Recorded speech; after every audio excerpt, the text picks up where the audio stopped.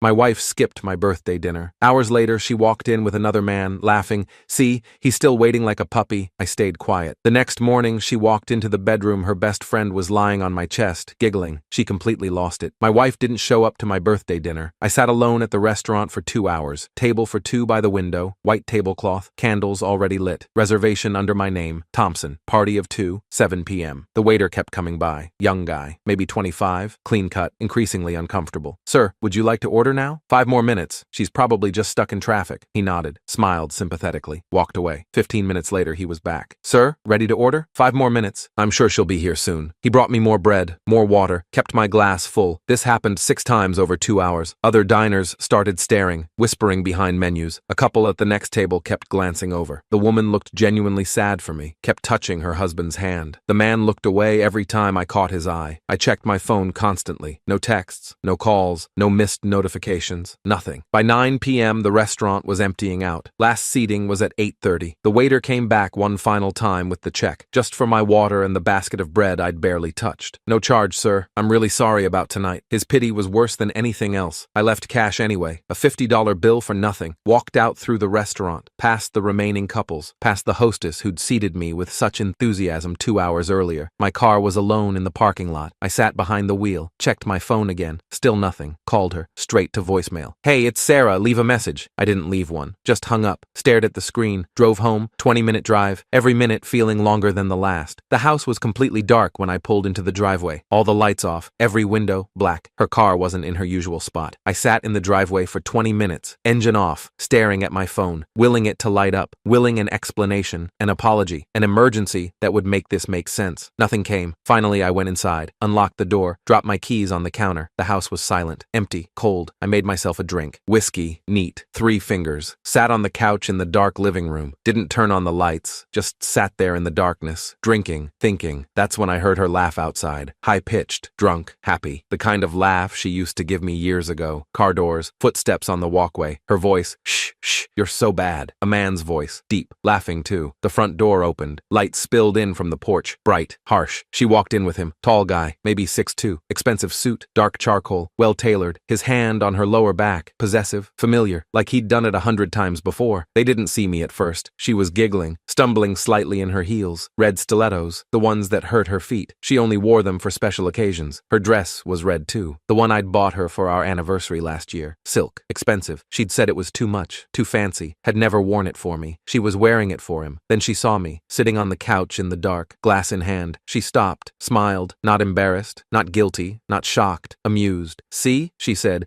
pointing at me like I was an exhibit, turning to him, to this stranger in my house. I told you, he's still here, still waiting, like a puppy. The man laughed, uncomfortable at first, glancing at me, then harder when he saw I wasn't moving, wasn't reacting. She laughed too, louder, head thrown back, hand on his chest, fingers spread, intimate. I didn't move, didn't speak, just sat there looking at them, at her, at the man with his hand on my wife's back, in our house, on my birthday. Her smile faded slightly when she really looked at my face, when she saw something there she didn't expect. What? She said, voice sharp, defensive already. Don't be dramatic, okay? It's just Mark, from work. You know Mark. We went for drinks after the office thing. Happy hour ran late. Stop making everything about you. On my birthday, I said quietly, calmly. She rolled her eyes, full dramatic gesture, hand in the air. Oh my God, you're so needy. I forgot, okay? I've been busy. Work has been insane. The Peterson account is a nightmare. Stop guilt-tripping me. I took a sip of my whiskey, said nothing. Mark shifted uncomfortably, started backing toward the door, reading the room better than she was. I should probably go. It's late. I have... No, stay, she said quickly, grabbing his arm, fingers tight on his sleeve, almost desperate. He's fine. He's always fine. He never makes a scene, never gets angry. He's completely harmless. The word hit me like a slap. Harmless. I stood up slowly, set my glass down on the coffee table, ice clinking against crystal, walked past them without a word, shoulder brushing hers. She smelled like his cologne. Expensive. Not the kind I wore. Where are you going? She called after me. Annoyed now. Not concerned. Not apologetic. Annoyed that I was ruining her moment. I didn't answer. Went upstairs, down the hallway, past the photos on the wall, our wedding, vacations, smiling versions of people who didn't exist anymore, into our bedroom, locked the door behind me, pulled out my phone, scrolled to Jess, Sarah's best friend, the one she'd known since they were 14, since freshman year of high school, the one who'd been maid of honor at our wedding, the one who'd cried during her speech about how perfect we were together, the one who'd pulled me aside 2 months ago at Marcus's backyard barbecue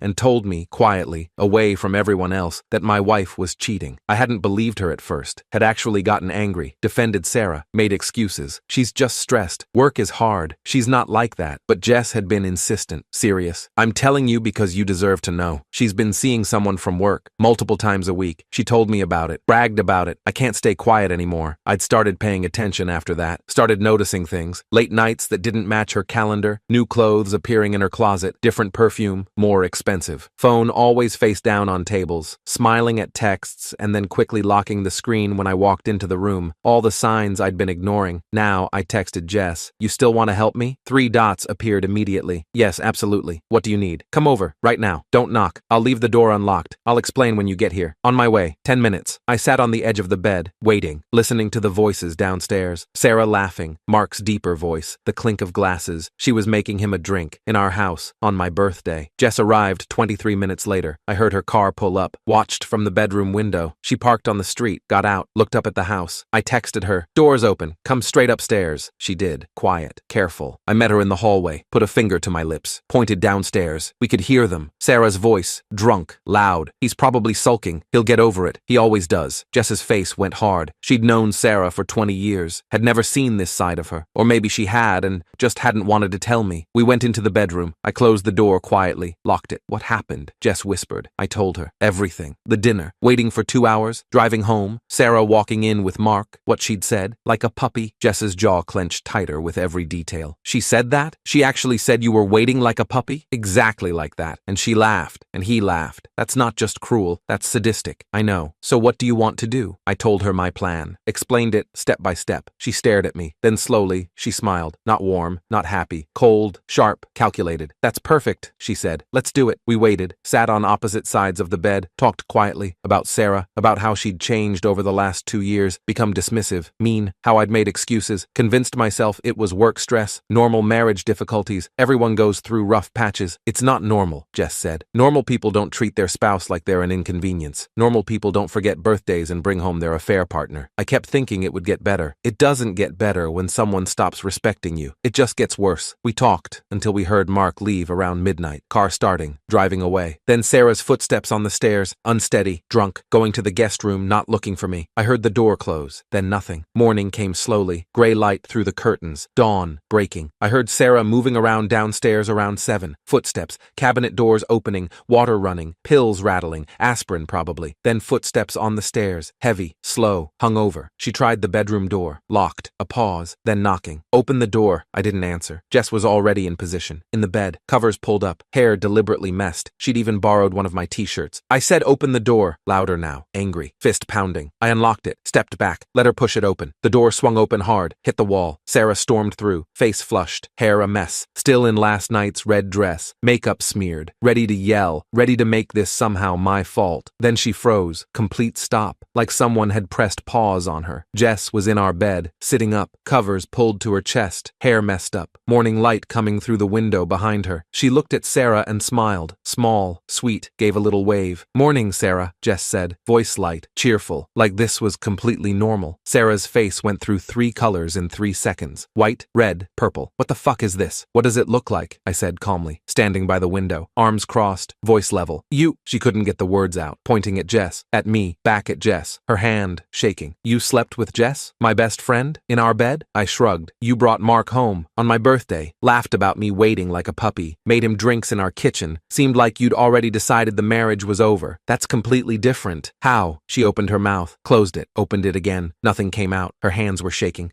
Mark is just, it's not serious. Just what? Jess asked, still in bed, still calm. Just fucking? Because that's what you told me 3 weeks ago at lunch. You said you and Mark have been fucking for 4 months. You told me he was better than your husband. You laughed about it. Sarah's eyes went huge. She looked at me. She told you. She did, I said. 2 months ago, at Marcus's barbecue. Pulled me aside while you were inside. Told me everything. That you'd been cheating. That you'd been lying. That you talked about me like I was nothing. Then why didn't you? Because I didn't believe her at first. I defended you. I made excuses. I pulled out my phone. Opened the photo album I'd created. Then I started paying attention. Started noticing things. And I hired someone. I showed her the photos. Her and Mark. Different hotels. Different days. 5 separate occasions. Timestamps. Dates. Locations. The Marriott downtown. 3 weeks ago. The boutique hotel on 5th Street. Last month. The extended stay near the airport. airport, 6 weeks ago, all of them clear. Undeniable. Her and Mark walking in together, coming out together, his hand on her back, her laughing. Private investigator, I said.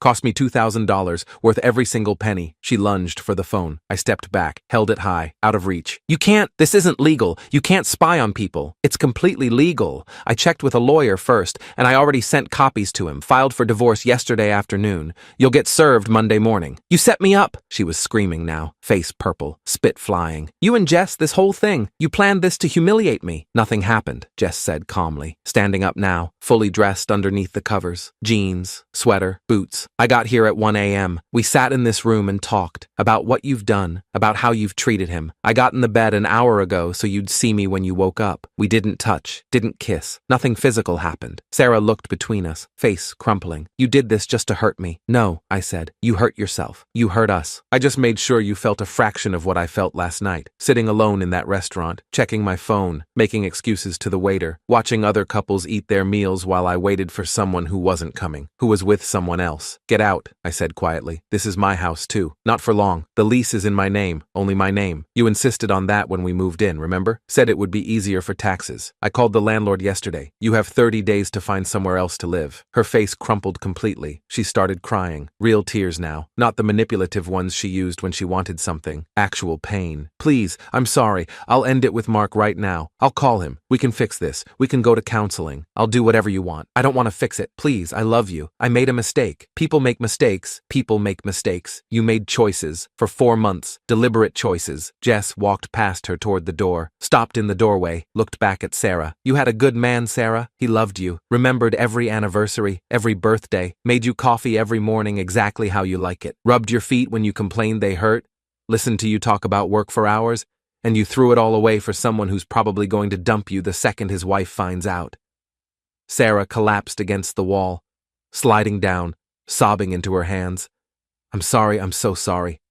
I grabbed my jacket from the chair, my keys from the dresser, my wallet, my phone. Lock the door when you leave, I said. Walked past her, down the stairs, through the living room where she'd laughed at me last night, out the front door. Jess followed, silent, supportive. We got in my car. I started the engine, backed out of the driveway. Sarah appeared in the doorway, still crying, hand reaching out. I didn't look back, just drove away.